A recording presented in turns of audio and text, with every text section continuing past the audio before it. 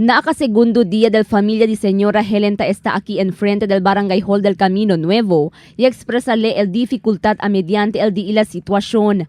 Caliente según el lugar y más tan problema el llegar el tiempo de ulan. Problema pa también de su aura, el sufrimiento del su tata quien un senior citizen y ta sufri na enfermedad na pulmon. Medyo nainitan dahil ang sa lugar, pero tiniis na lang paano, ganito naman ang sitwasyon namin, wala kaming magawa. A mediante el sufrimiento y dificultad que ta experiencia el mga víctima de quema, ta dali un poco alivio y alegría, el continuando ayuda y asistencia ta dali mga agencias de gobierno y mga buen samaritano. Según con el barrio Kapitan del Camino Nuevo Antonio Deles, montón de mga relief goods el llega na barangay, intendido na mga víctima de quema. So mucho pa quien quiere ayuda. Lo dinante, takit, tiene también ayuda temprano pa. Ya podía darle mga kaldero. So takilan sila na urila. Kasi no kaya man sila anda na kanilar. Los demás talya na kanilar. So los demás no kere. Uno el GBPI TV 11, quien ya dale ayuda con mga víctima de quema por medio del mga donasyon del mga buen samaritano ya lleva na estasyon. Ta incluye mga comida, arroz y mga kamisa.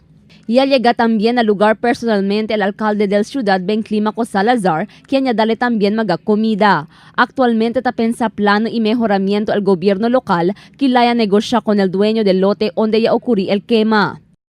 We will determine the ownership of the property. From the ownership of the property, city assessors through CSWDO will be able to reach out in order to find out what the long-term plan is with regards to the residents.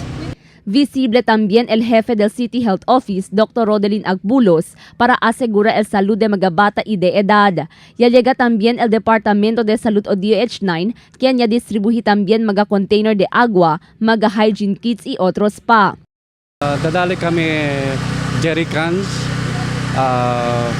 hygiene kits. Alin na hygiene kits, talya el towel, toothpaste, habon, towel, face towel. Base na records del City Social Welfare and Development Office o CSWD, actualmente alcanza na 300 mga familia el ya queda víctima del quema. Continuando el tagging del mga víctima de quema, haber asegura que na propio beneficiario ginda mga ayuda del gobierno.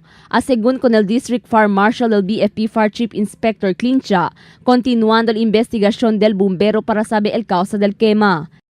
Ya podía kita man identify onde gayot residents and start, and hindi kaya previously mentioned talya na unal brother-in-law del onde start SR pinpointed on the casa, but we are still verifying, validating el reports as to the origin, to the cause of the fire.